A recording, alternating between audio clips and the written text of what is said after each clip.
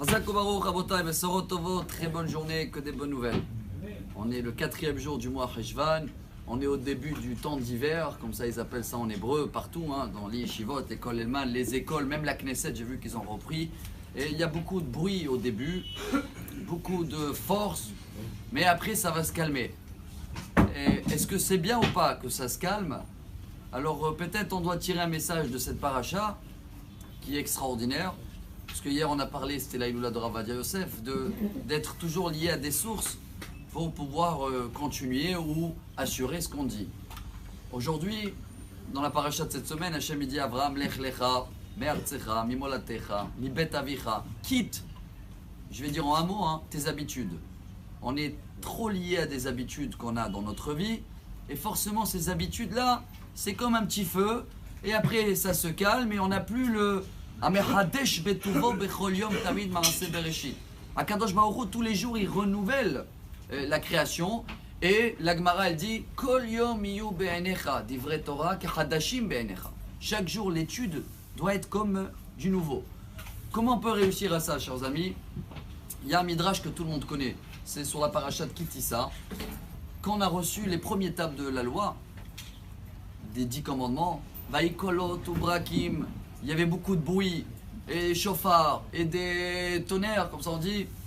Et à la fin, qu'est-ce qui s'est passé avec les premiers tables de la loi? Ils sont cassés. Les deuxièmes qui sont été donnés sans bruit, ils ont réussi. Le Hadmor de Gour, il a écrit un livre, Sfat Emet, il demande cette question, il dit si les premiers sont cassés, et Rachid dit parce qu'ils n'étaient pas cachés, il y avait trop de bruit, pourquoi faire du bruit alors? Ça aurait été mieux déjà les premières étapes de la loi, les donner en discret. Si on a compris que discret et calme, ça tient la route. La réponse, elle est formidable, chers amis. C'est la réponse du café. Il faut absolument d'abord avoir le bruit.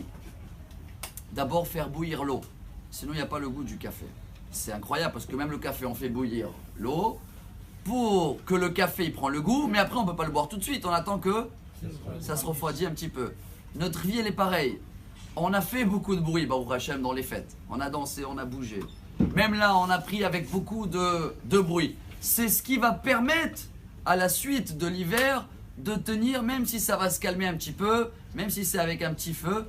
Mais le goût, c'est important le bruit qu'on a fait. C'est pour ça qu'il fallait faire des bruits pour les premiers commandements, même si à la fin ils ont été brisés, pour que justement les deuxièmes y tiennent. C'est pour cela, chacun de nous, chers amis, qui prend sur lui ce message de cette paracha-là. Quand on change des habitudes, même des habitudes qu'on a, on va chercher dans la Torah, comment je peux les améliorer? Comment je peux rajouter? Des fois, je dois même les éliminer parce qu'ils sont contre la halakha. Mais quand j'étudie tous les jours pour renouveler l'étude, alors même les coutumes, le Shabbat, la prière, tous les jours, prend un nouveau goût. Donc ça s'appelle changer les habitudes. Et dans ce cas-là, on a une vie extraordinaire. Pour l'instant, on va souhaiter à nous tous une très bonne journée, que des bonnes nouvelles, et que Bezrat Hashem, le petit feu qu'on va avoir pendant tout l'hiver, va nous permettre d'avoir une bonne lumière qui va nous éclairer jusqu'à la nuit de Mashiach.